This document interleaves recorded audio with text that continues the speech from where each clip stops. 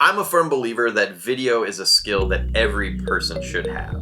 Just like you know how to read and write an email, people should know how to shoot and edit a video that can communicate in a succinct and efficient way exactly what they're trying to say. Hey, and welcome to It's Not Letting Me. Today I want to tell you about an exciting video collaboration I did with the University of Kansas last school year. It was a cloud-based video editing documentary project, and it taught really beginner filmmakers how to edit really nice videos without a lot of experience. Typically in academia, researchers will go out, collect interviews, and then transcribe those interviews and publish their work as written text.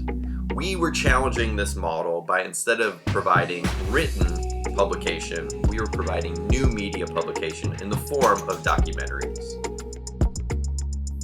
Let me explain how this all worked.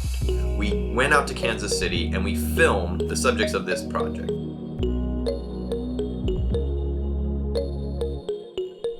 We did a collaboration with their Department of Population Health in the medical school, and we taught graduate level students who had very little experience in filmmaking how to edit documentaries. Started with Professor Dr. Megha Ramaswamy. And Dr. Ramaswamy has been conducting ethnographic research with a cohort of about 100 women in the Kansas City area, most of the women she met in the jail. We conducted interviews with the primary subjects of the study, as well as a lot of the people who provide services for these women in the Kansas City area. We shot for 4 days of documentary interviews, and we brought the graduate students in to observe the process of documentary interviewing. We then also shot 2 days of drone footage. One day it was a beautiful sunny warm day in Kansas City. There was no snow on the ground, and then on the final day it was snow covered. It gave our students a lot of options as to what to include in their pieces, because a snowy shot would have a different feeling than a warm weather shot. After we shot the interviews, we loaded all the footage into a software called Descript. Descript is a software that takes video or audio and transcribes it. It turns it into a string of text alongside a video, and then the students or the filmmakers can edit the text, which then directly edits the video. This is one of the most powerful software tools that I've seen in 20 years of filmmaking. Another tool that we used a lot was Google Drive. We had a shared Google Drive folder with shared B-roll. Students could look at that footage, download the clips that they wanted to add into their Descript file, and then edit that accordingly. We conducted all of the editing courses via Zoom. I was in Los Angeles and the students were all in Kansas City. Each student was assigned a subject and a topic. That meant that they were editing the video of one of the women, as well as one or two of the social service providers in the area. The first step for them in the edit was to take the 1 hour or 2 hours worth of interviews and distill that down to the best 3 to 5 minutes. The second round, they went in and added B-roll. B-roll is the secondary footage that isn't the interview layer, but it's the stuff that supports it. So they used drone footage and other shots from the Kansas City area, as well as some stock footage.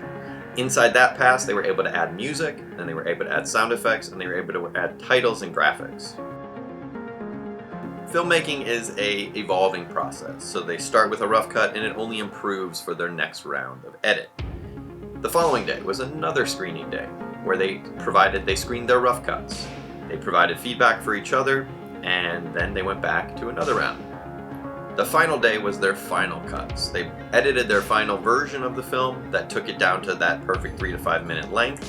They presented it for each other, and they gave each other notes. The students then had an opportunity to submit their films to film festivals, and we've had some great success with films from our students being accepted and screened at film festivals. What I learned in this process was the incredible power of this tool. Transcribed video that can be edited as text is a complete game changer. I'm excited to see how we can change this in other areas of academia, and I'm really excited about the next generation of filmmakers who are going to come out of very non-film school looking environments to create really powerful, meaningful documentaries and films that can change the lives of other people. I'm hoping to do a lot more of these projects with other disciplines in academia, as well as using this for middle school, upper school, and faculty trainings, because this project was really powerful in helping students become more empathetic to the subjects that they're researching. Students were able to really interact with the footage, so they got to hear the voices of the subject. Not only did they read their stories in the transcript, but they got to hear their voices saying it. By hearing the voices and seeing the emotion coming from the face of a subject, it enhances the empathy that both the filmmaker is experiencing, but also the empathy for the audience. That is the transformative piece of this project.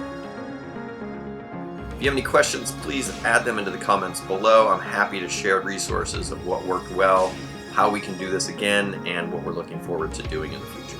If you want to, down below, the link to Dr. Ramaswamy's YouTube channel has all of the videos that the students made. You can get a taste of what this assignment was and then give us some feedback on how we can expand it even further. But this model of filmmaking using a cloud-based classroom, a cloud-based software with transcription and video editing, has been truly transformative, and I hope to bring it to many more schools in the future. I make videos about technology, about learning technology, but I'm starting to get more and more into the filmmaking side of my career, so I'm telling more of the stories of the technology that I use to make films and to share empathetic stories. You can watch my film, The Long Green Line, it's linked down below. Another film, The Last Playlist, linked down below. My web series, Legends of Lala, is a singer-songwriter web series with artists like Elle King, Mason Reed, Lissy, and many more. You can check all that out down below. But please, engage with this content. Tell me what works for you. Tell me if you tried this, and let's work together and continue to help making the world a more empathetic place. Thanks for watching It's Not Letting Me. See you next time. Like and subscribe down below.